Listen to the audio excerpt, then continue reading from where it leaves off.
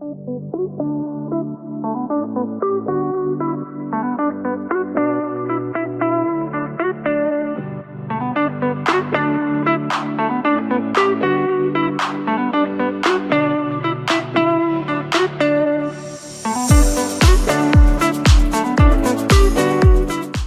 tiempos, Señor, en donde tú quieres hablar, no solamente a aquellos que estamos acostumbrados a escuchar tu voz, sino aún a aquellos que están muertos en sus delitos y en sus pecados, porque la hora viene y ahora es, cuando los muertos escucharán la voz del Hijo de Dios y se levantarán.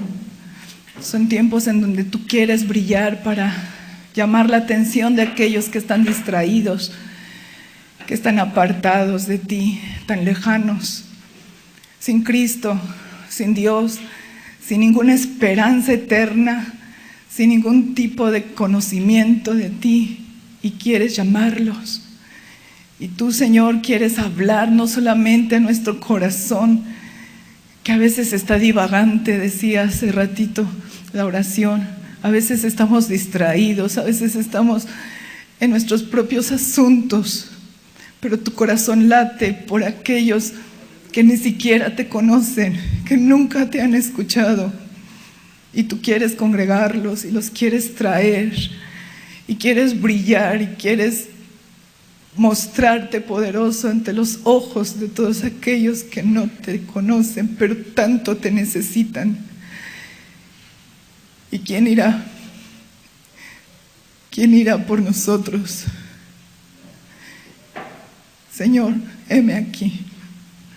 Aquí está tu iglesia, que te conocemos, que has trabajado en nuestra mente, en nuestro corazón por tantos años, que nos has enseñado a escucharte de una manera más exacta, a creerte, a seguirte muy de cerca. Aquí está la iglesia que compraste por medio de tu sangre, sangre preciosa. Aquí está tu iglesia. Cuentas con nosotros. Cuentas con nosotros, Señor.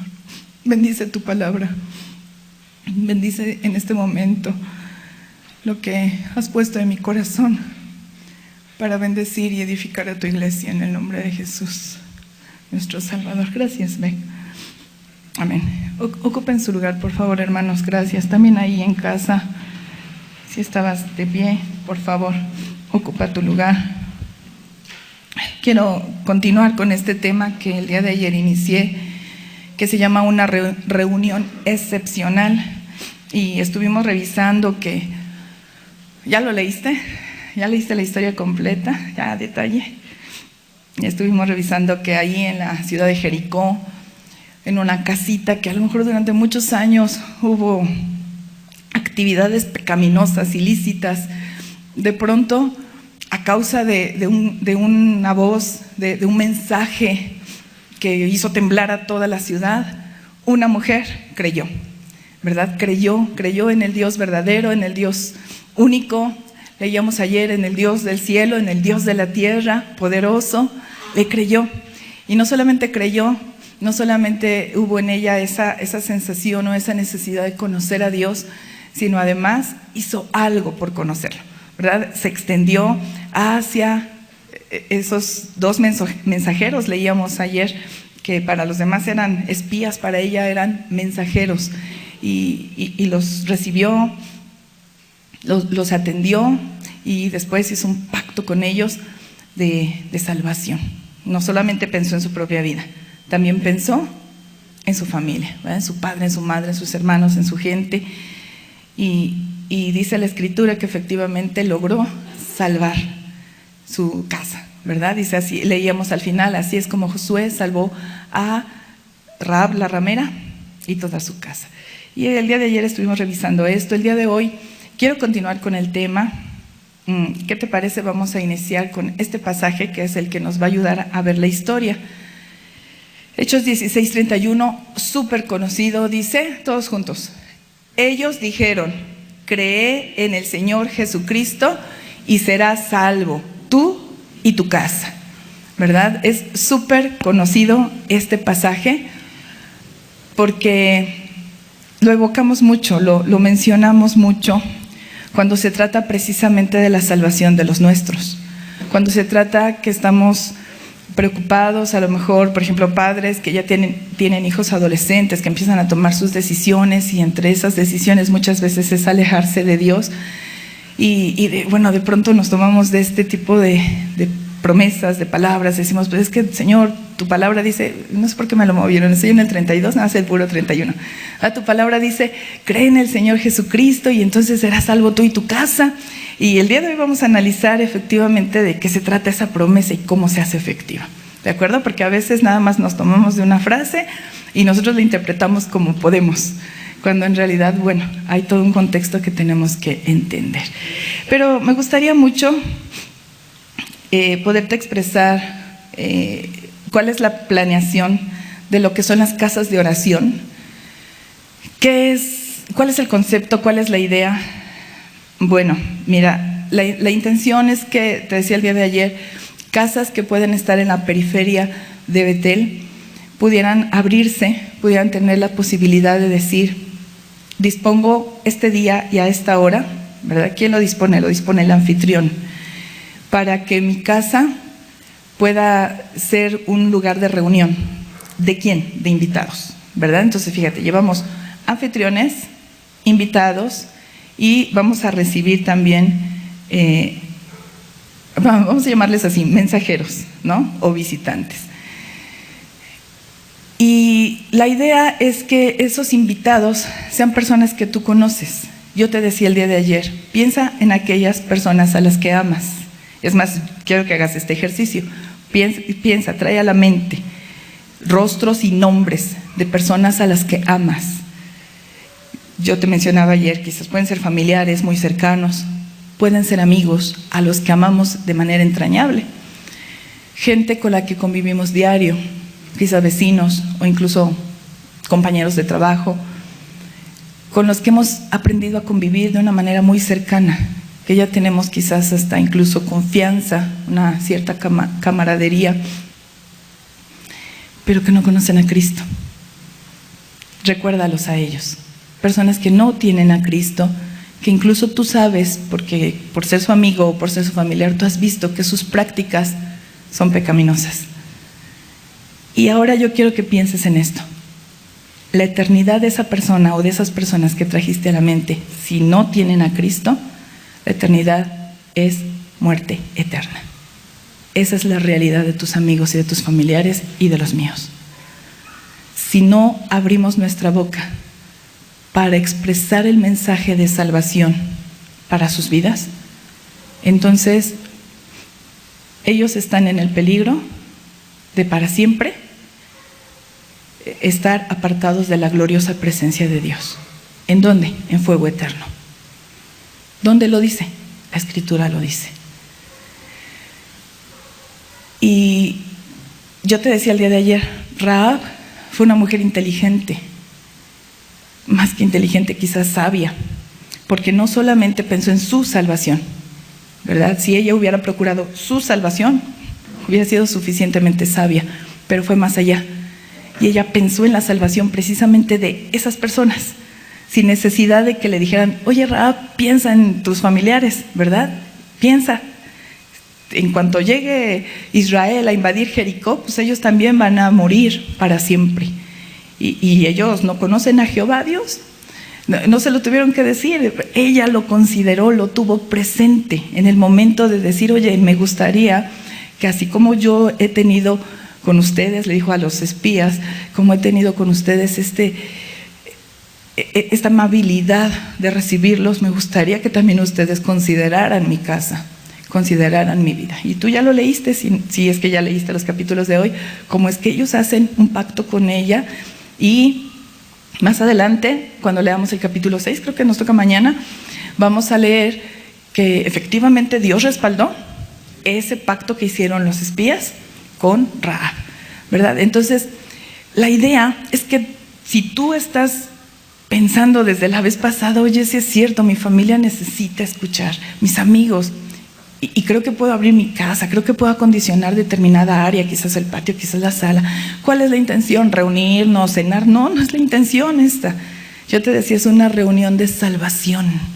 ¿Cuál es la intención? Pues que recibas a los espías, pues a los mensajeros, ¿verdad? Que recibas gente de aquí que va a llegar, que va a llevar el mensaje de salvación a tu familia, a tus amigos, una vez a la semana, constantemente, reunirnos para buscar que conozcamos a Cristo juntos.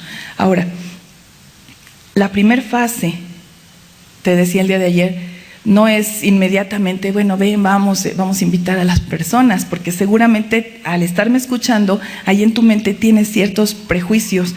Es que no sé, es que ya conozco cómo piensa fulano, qué me respondería sutano, es que no creo que esté como muy abierto, es que ha sido difícil, es que incluso cuando estamos en reuniones, pues realmente he sido objeto de burla de determinado familiar a causa de mi fe. Y a lo mejor estás pensando en ese tipo de prejuicio. No creo que sea algo sencillo de poder ir y decirle a mi familia, oye, ¿por qué no a mis amigos, a mis vecinos?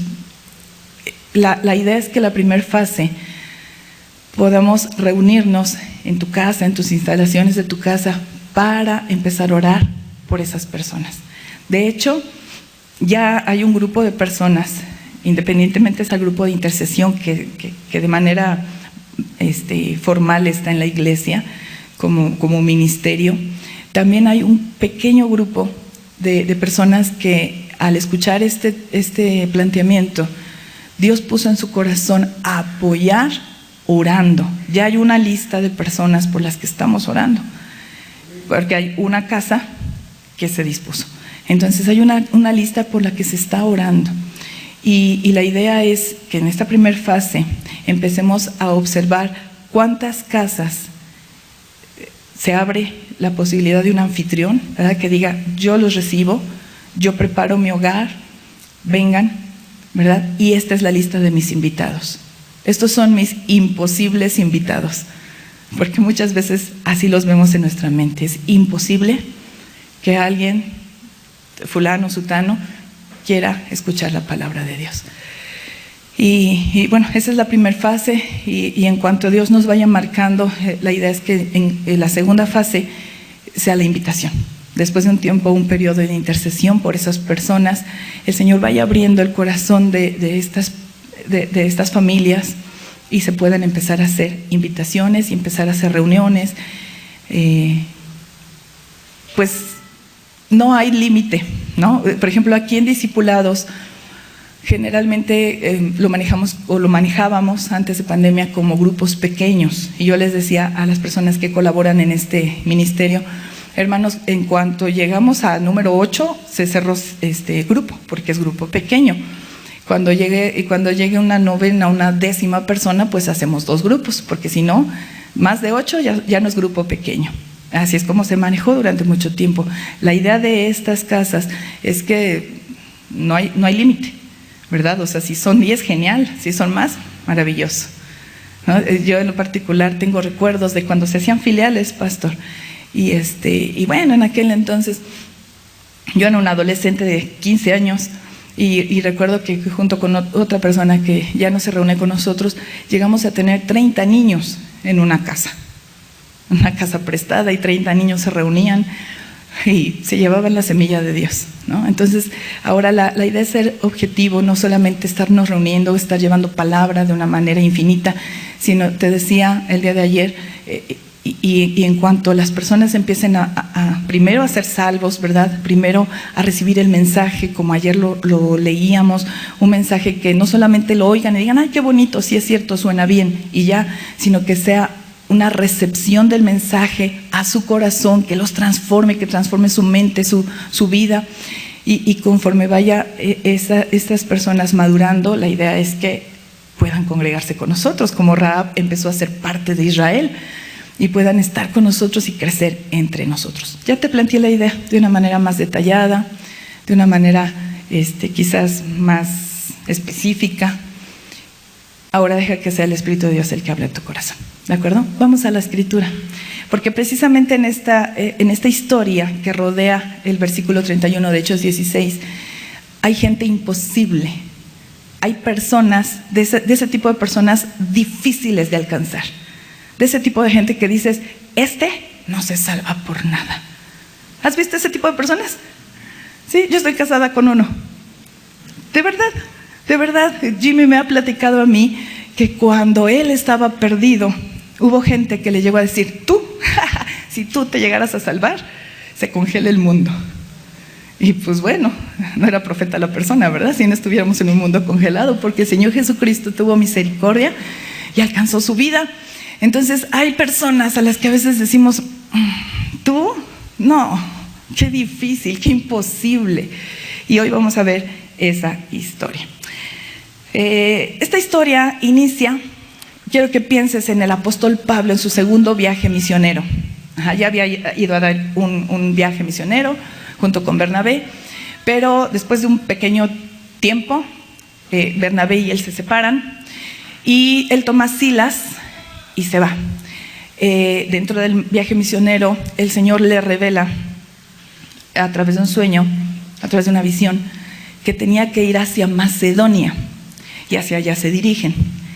Macedonia era una región, así que la primer ciudad de esa región era Filipos. Así que ellos van hacia allá, llegan a Filipos. Cuando entran a Filipos, pues ¿qué sigue?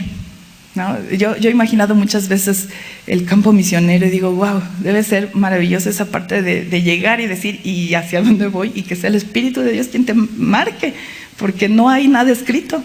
No hay protocolo, no hay estrategia, tiene que venir de parte de Dios. Así que de pronto llegaron ellos, llegan a Filipos y ¿qué sigue? Pues ahí, mira, junto al río hay un grupo de mujeres reunidas. ¿Qué están haciendo? Están orando. Entre ellas tu tocaya Comayé, ¿no? Ahí estaba Lidia, pero no era Fofoca, era Lidia de Tiatira. Ahí estaba, vendedora de púrpura, con todas esas mujeres, y Pablo se acerca y comienza a hablarles el mensaje. ¿Y qué sucede? Que Dios abre el corazón de muchas de ellas, entre ellas precisamente el corazón de Lidia, al punto de que los recibe en su casa. Ahí están los misioneros con ella, y ellos iban constantemente a esas reuniones de oración que ya tenían de costumbre esas mujeres ahí junto al río, y ellos acudían para seguirles hablando de la palabra de Dios. En ese trayecto que ellos hacían entre la casa de Lidia y el río, se tropezaban con una mujer endemoniada, con un espíritu de adivinación. Y la mujer, cada vez que pasaban ellos, le decía al público, ¿verdad? Ellos son servidores del Dios Altísimo, escúchenlos porque traen un mensaje de salvación. ¿Mentía? No mentía, ¿verdad? Pero el apóstol Pablo se incomodaba. No quiero que me relacionen con demonios. Yo vengo de parte de Dios, ¿verdad? No quiero que me relacionen con demonios. Así que se incomodó tanto después de muchos días, que de pronto en una de esas ocasiones voltea, reprende al demonio en esa mujer y la mujer queda libre. ¡Qué gozo! Decíamos ayer, ¿verdad? Cuando alguien recibe de parte de Dios salvación, sanidad, ¡qué maravilla, qué gozo! Pero los que no estaban contentos eran los dueños de esa joven, porque ella era una esclava. Y esta muchacha pues le daba ganancias, dice la escritura, grandes ganancias a causa de las adivinaciones que vendían. Así que lo que sigue, ¿qué fue? ¿Tú qué crees que fue? Tú lo has leído. Dice la escritura que se hizo un gran alboroto, ¿verdad? Porque estos hombres tomaron a Pablo, a Silas, los llevaron hacia los magistrados y los empezaron a acusar. No solamente de la parte de, oye, es que pues algo pasó y mi muchacha ya no está adivinando. No esa parte, sino la parte de estos nos están trayendo doctrinas raras y están alborotando al pueblo y está sucediendo cosas raras. Y de pronto dice la escritura que todo el pueblo empieza a golparse contra Pablo y contra Silas. Las mismas autoridades les rasgan sus vestiduras para empezar a azotarlos públicamente, y después de haberlos azotado, sin preguntar nada, ¿verdad? ¿Quiénes son? ¿De dónde vienen? Simplemente los toman y los llevan con un carcelero. Y aquí empieza nuestra historia. Acuérdate que estamos hablando de reuniones excepcionales, ¿cierto? Y aquí empieza nuestra historia. Léela conmigo. Vámonos a regresar al versículo 23. Ahí mismo Hechos 16, pero versículo 23. Dice, después de haberlos azotado mucho, ¿cuánto los azotaron? ¿Los azotaron? Mucho. Los echaron en la cárcel. ¿Y qué le dijeron al carcelero? como si fueran peligrosos, ¿verdad? Guárdalos. Ahora, yo quiero que te pongas en el lugar del carcelero, ¿de acuerdo? Él está haciendo su chamba, ¿con qué tipo de gente tratará? Pues, con puro delincuente, supongo, ¿no? Entonces no me lo imagino delicado, ni tampoco muy tierno, ni muy meticuloso. Yo creo que era un hombre rudo. ¿No? ¿No te lo imaginas así? Un hombre rudo, un hombre a lo mejor incluso pues con determinada cultura primitiva, ¿no? A lo mejor una persona que simplemente trataba con personas fuertes, duras, maleantes, ¿verdad? Entonces, ¿qué tipo de trato le habrá dado a Pablo y Silas? No creo que les haya dicho, hola, ¿qué tal? Bienvenidos, por favor, pasen. Pues no. Seguro los tomó. Y dice la Escritura, seguimos leyendo, versículo 24, el cual, el carcelero, recibido este mandato, los metió en el calabozo de más adentro y les aseguró, a él le dijeron que pues, eran peligrosos, ¿verdad? Les aseguró los pies en el cepo. Ya nos han platicado que el cepo es una instrumentación de ese entonces, en donde se tenían que mantener las personas sentadas, semi acostadas, ¿verdad? Y con los pies sujetos. Imagínate qué incomodidad. No te puedes acostar, no te puedes sentar bien. Así que bueno, esas eran las condiciones. Sigue diciendo la Escritura, pero a medianoche, orando Pablo y Silas, cantaban himnos a Dios. ¿Y los presos? ¿Te acuerdas? Es el mismo verbo de ayer. ¿Los presos? Los oían. Porque ya leíamos ayer en Romanos que la fe viene por el oír. Y el oír por la palabra de Dios, ¿verdad? Entonces la palabra de Dios suena y se activa en nosotros el oír. Y el oír produce fe, ¿verdad? Así que, mira, vamos a detenernos un poquito en esta historia. Ahorita continuamos con lo demás. Yo quiero llegar a la reunión excepcional. Pero piensa en esto porque Dios trató conmigo en este fin de semana acerca de Pablo y Silas. Yo le decía al Señor en este fin de semana, como ha sucedido en muchas otras ocasiones, acerca de un padecimiento que traigo en mi cuerpo. Y le decía, Señor, libérame de mi azote.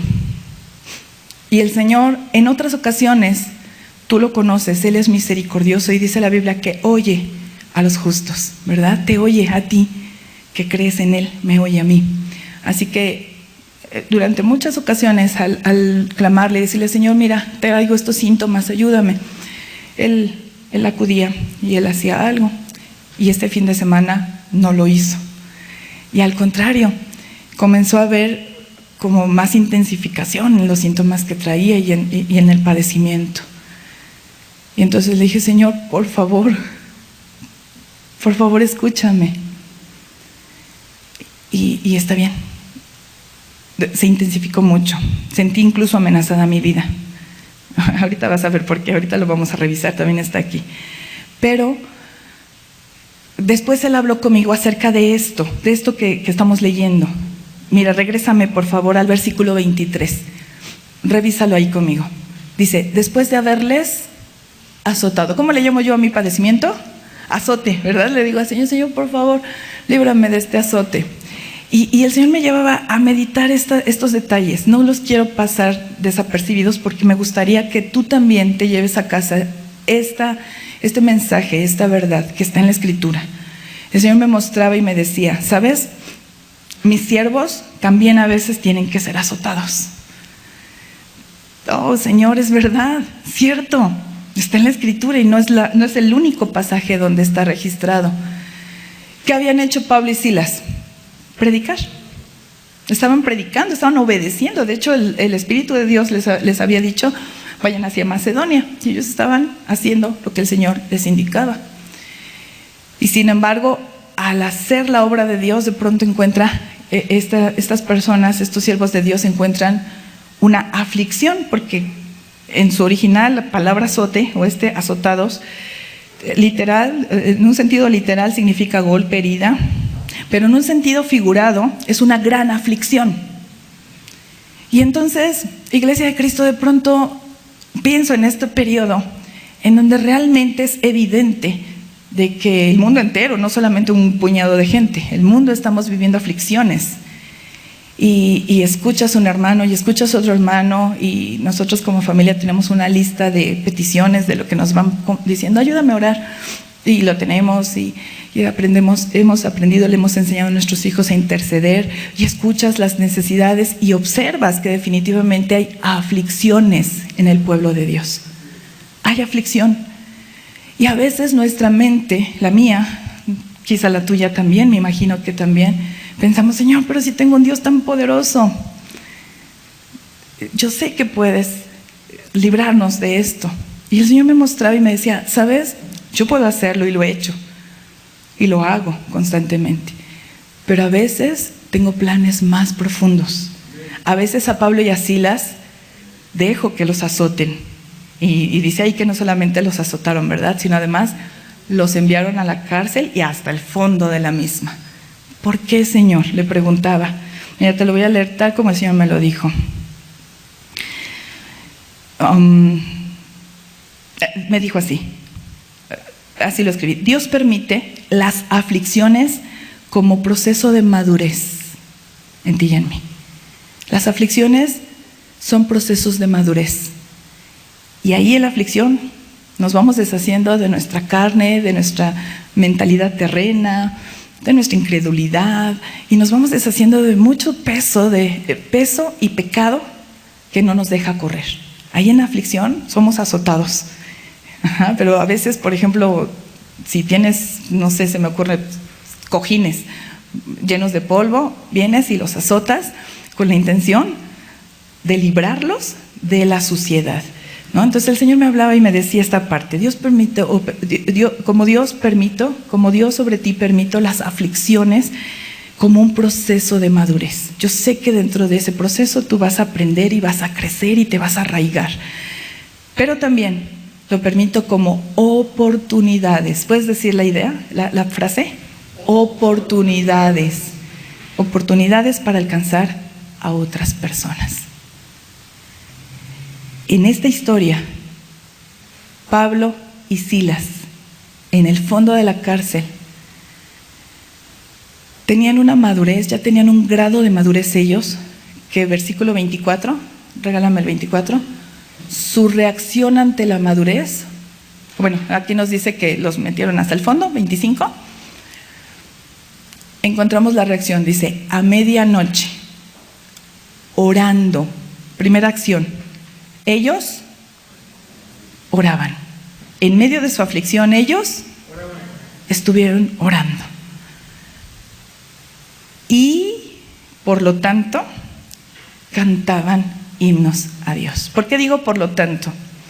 Porque el término orando literalmente se puede leer en su original como intercambiar deseos. Eso significa orar. Intercambiar deseos. Es decir, cuando tú y yo nos aproximamos a Dios para orar, traemos una idea y traemos deseos. Dios, por favor, sáname, ayúdame, libérame. Y venimos con ciertos deseos y ciertas ideas. Vienes y se las expones. Y después, como nos han enseñado, guardas silencio y escuchas a Dios. Tomas la escritura y Él te habla y te dice, ¿qué crees? Tengo ideas más profundas. Mis ideas son más grandes, más geniales, porque tienen un alcance más largo y más alto. ¿Qué crees? No te voy a sanar. Wow. Dios, ¿por qué? Ahora, oración, vuelvo a repetirte, la transliteración, así literalmente significa intercambiar deseos. Si realmente estamos orando, porque a veces somos como niños pequeños que venimos a exigir. Ah, no, qué mala onda, entonces ya no hablo contigo, voy a buscar un médico, porque tú no me quieres hacer caso. Entonces no estaba orando, ¿sí? Pero si realmente estoy orando, entonces ahí va a haber una transformación de mentalidad, ¿verdad? Eso que al principio llegué y le dije, Señor, tengo un montón de ideas para ti. Y el Señor me dijo, ¿qué crees? Yo tengo más grandes ideas para ti. Wow, el Espíritu de Dios me va a convencer. Bueno, cambiemos ideas. Entonces ahí te dejo mis ideas, tomo las tuyas.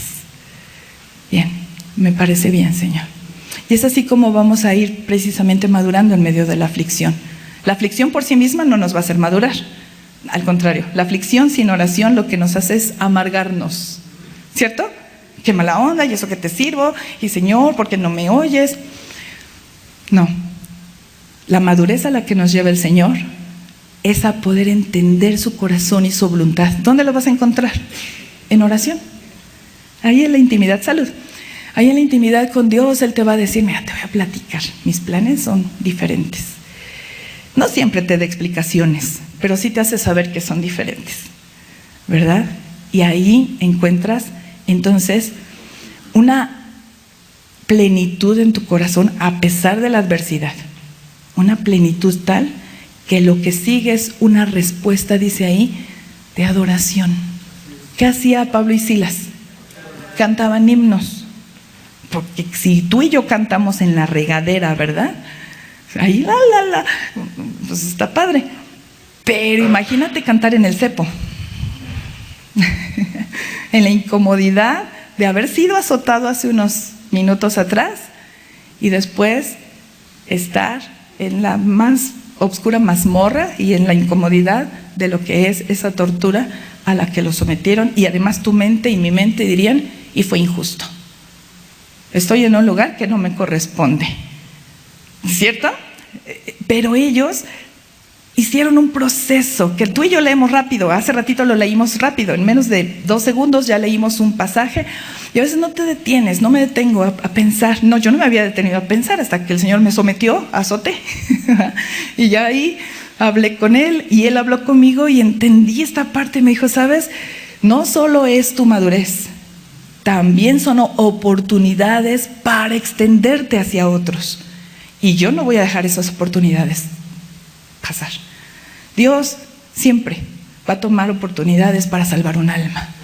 Jesucristo le era necesario pasar por Samaria, ¿verdad? Y Él no hizo el recorrido que los judíos hacían. Él tenía que pasar por Samaria, y ese tenía era ir a salvar un alma, y con esa alma un pueblo, ¿verdad? Entonces, mis amados hermanos, quise detenerme un ratito. No era algo que tuviera planeado con anticipación. Es de este fin de semana, es reciente, es un aprendizaje que tengo reciente y te lo comparto para que te animes dentro de tus aflicciones, para que dentro de tus azotes, dentro de esa situación que no siempre es en el cuerpo, ¿no? A veces es en nuestra mente, a veces es en nuestra realidad, en nuestra vida familiar, en las cosas que tenemos alrededor.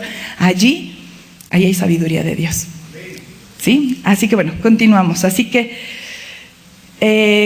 nos quedamos aquí en de verdad, los presos los oían. Toda una oportunidad de evangelizar, toda una oportunidad de despertar fe en gente que nunca ha conocido a Dios. Seguimos leyendo, dice el 26.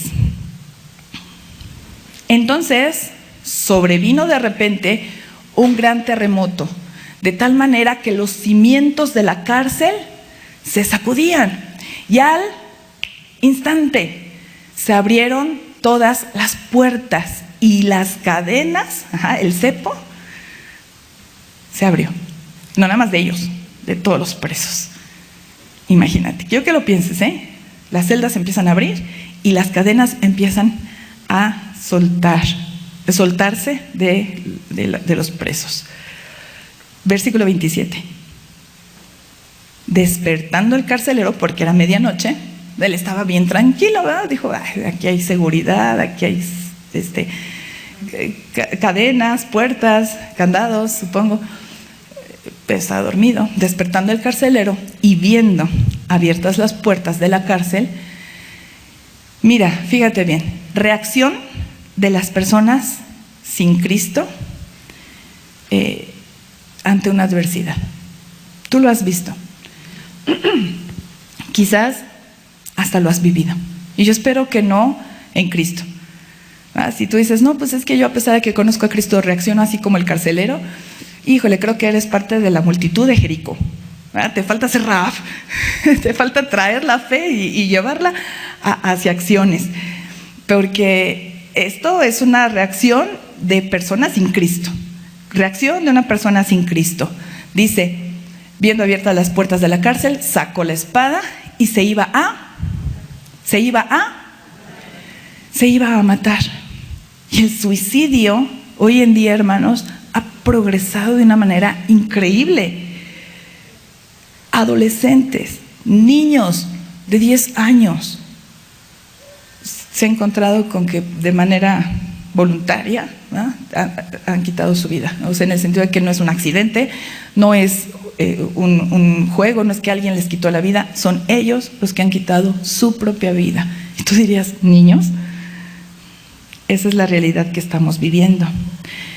El Señor me hablaba de conductas autodestructivas que tienen las personas en general cuando tienen que enfrentar una aflicción, pero no saben cómo salir de ella, ¿verdad? Cuando el reto que tienen enfrente sobrepasa sus capacidades, que siguen conductas autodestructivas, porque ese matar, pues es una forma directa, ¿verdad? El suicidio, pero también hay formas indirectas en que las personas se autolesionan, personas que definitivamente hacen cortes en su cuerpo. ¿Por qué? Porque están pasando por un periodo de ansiedad o porque algo les aqueja. Personas que se entregan a excesos nocivos para su salud. De eso sobra, ¿verdad? Que ya se entregó al alcohol y ya se está volviendo alcohólico, o ya está siendo una persona a lo mejor fármaco dependiente, ya se está volviendo una persona que depende de las drogas. Desórdenes alimenticios, ya sea que de pronto dentro de lo que es el proceso depresivo, o comen de más o comen de menos. Conductas agresivas. Te lo voy a platicar. Hace un momento que venía en combi, porque hoy llegué en combi, y hace un momento que venía en combi, veníamos pocas personas como usuarios. De hecho, cuando subí, saludé al joven que venía manejando. Lo saludé y le hice una broma porque le dije, ay, es que venías muy lento, pensé que no ibas en servicio. No, sí, madre, sí, es que ahorita a la hora ya me platicó 2, 3 cosas. Le dije, ok, le pagué, listo. Vamos, te platico esto porque me notó dentro de lo que era del pequeño grupo de personas. Y vamos sobre la avenida central y de pronto, de la nada, yo venía leyendo y de pronto se detiene, percibo que alguien le pega por afuera a la combi. Entendí que él pues iba tan rápido que pues puso en riesgo la vida de alguien, y ese alguien pues le alcanzó a pegar a la unidad. Se detiene en seco, así en seco se baja y así en seco va y lo agrede al hombre que le pegó a la combi, ¿no? Me quedé pasmada, me quedé viendo así directamente hacia donde estaban ellos peleando, así a golpe directo, ¿no? Sangrando los dos. Las personas que iban eran pocas, eran 2 familias, las pocas personas que iban comentando entre ellos y diciendo algunas groserías y divirtiéndose con lo que estaba pasando. Comencé a orar, dije, Señor Jesucristo, toma control de esas personas. Dios, por favor, no dejes que se lastimen ni que se laceren. En cuanto empiezo a orar, algo sucede entre ellos, nadie los separó. Déjame decirte que nadie los separó. O sea, muchos se reunieron, pero para ver, ya sabes, hacerlo viral. Y de pronto, en cuanto empiezo a orar, así a lo lejos empiezo a orar, y algo sucede. No el joven que venía manejando, él estaba abajo, ¿verdad? Y el otro hombre estaba encima de él, ya lo iba a golpear. Cuando en eso no sé qué hablan, no entendí qué hablan, y el tipo se levanta, el muchacho se para y se sube de nuevo a la combi.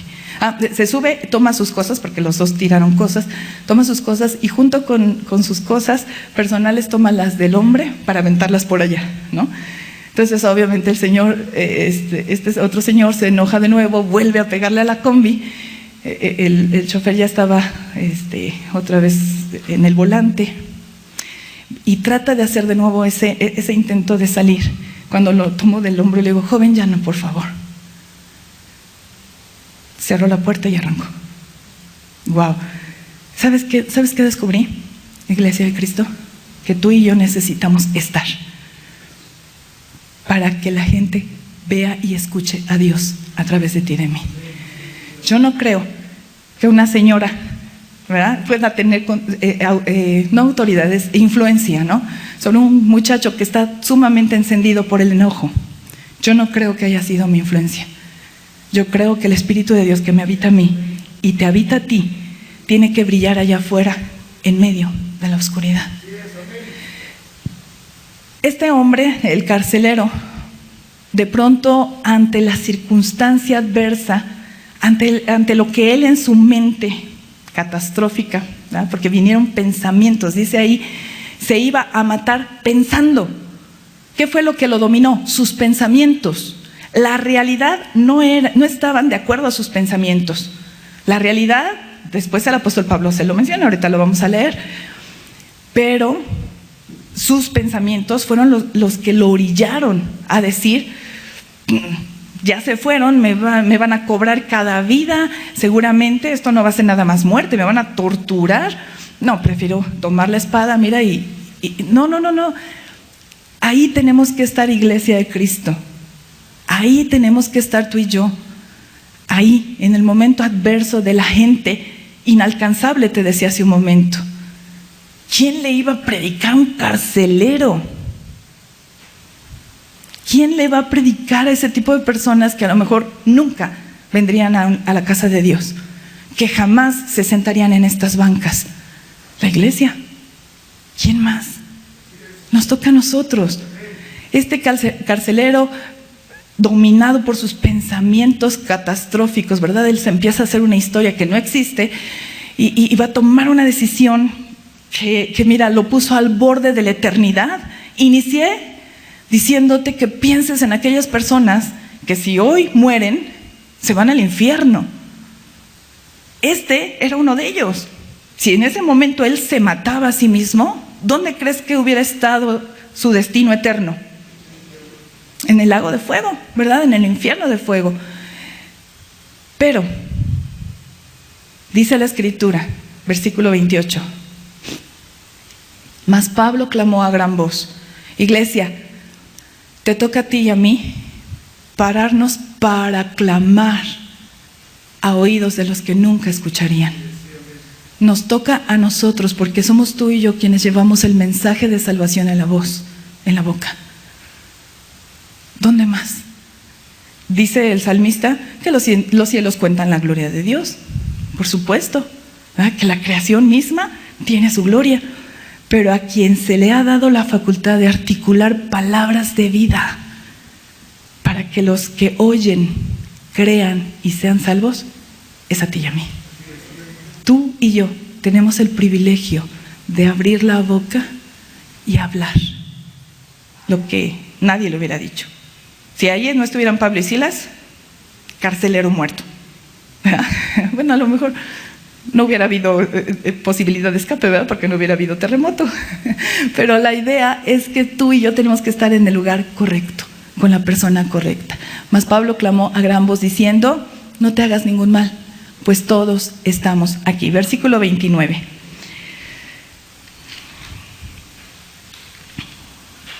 Dice, él entonces, pidiendo luz, se precipitó hacia adentro y temblando se postró a los pies de Pablo y Silas.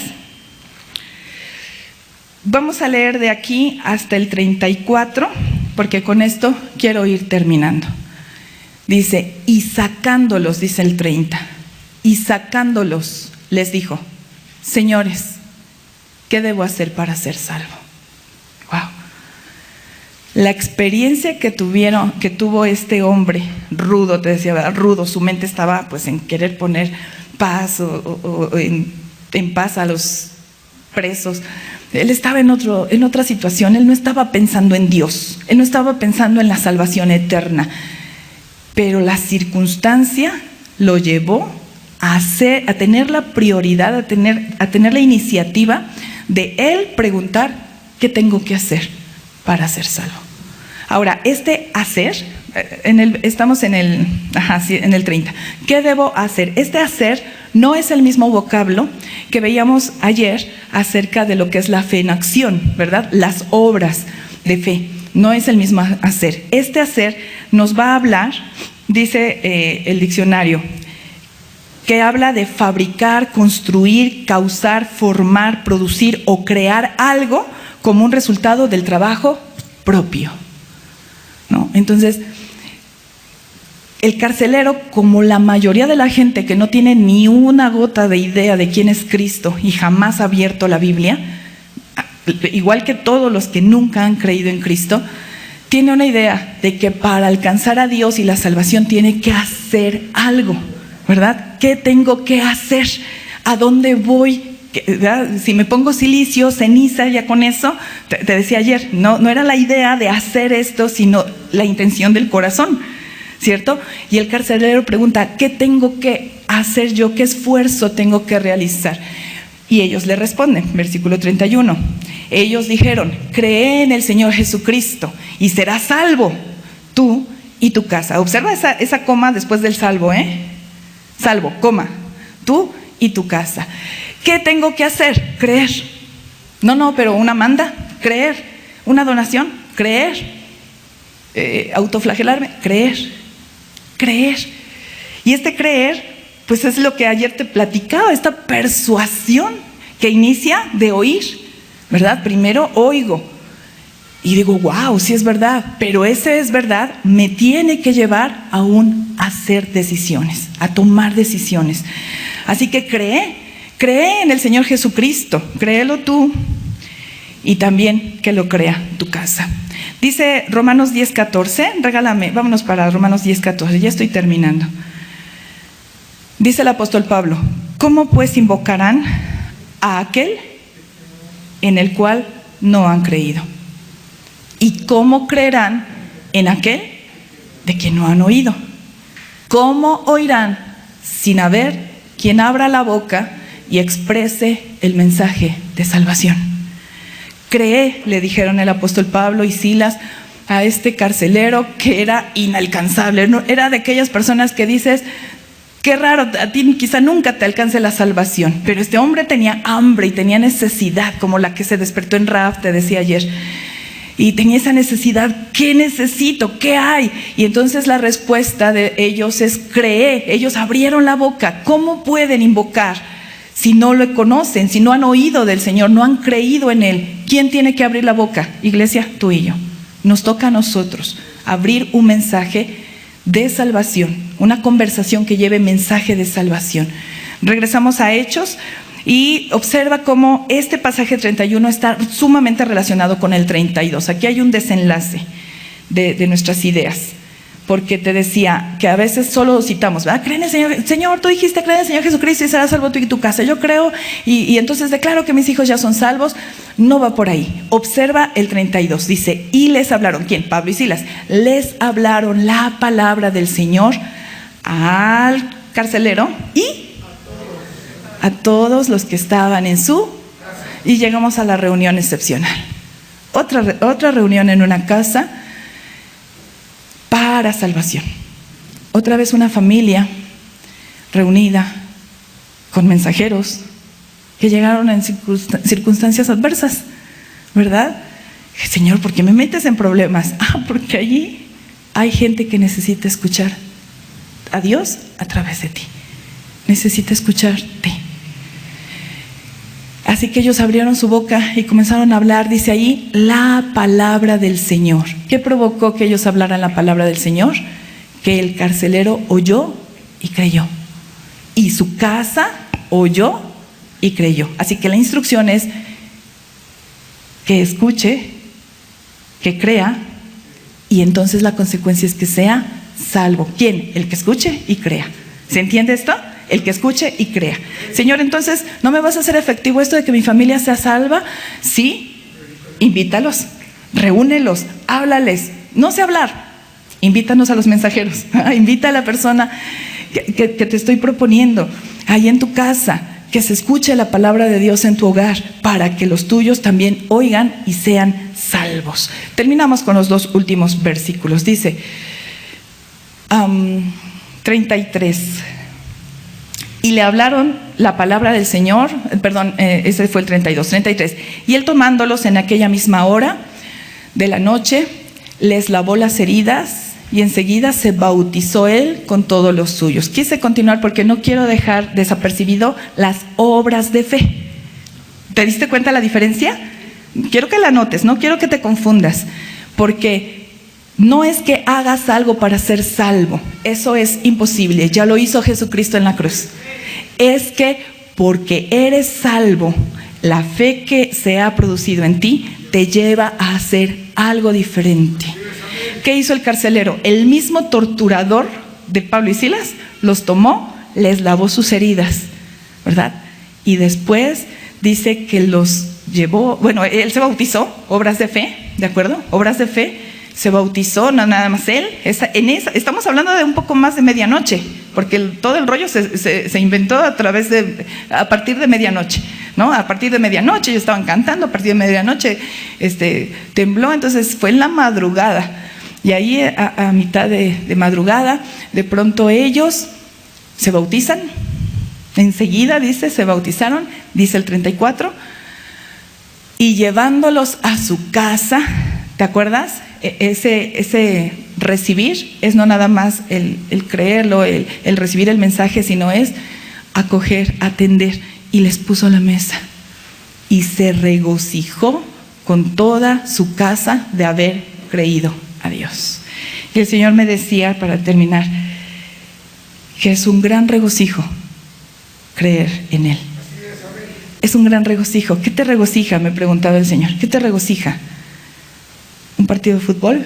¿Una serie de Netflix? ¿Te regocija ganar más dinero? ¿Tener un mejor empleo? ¿Te regocija logros? ¿Metas? Todo eso es regocijo efímero. Mis hermanos, el carcelero encontró un regocijo eterno. Salvó su vida de la muerte. Ahora ya él tenía vida eterna. Ponte de pie. Vamos a orar.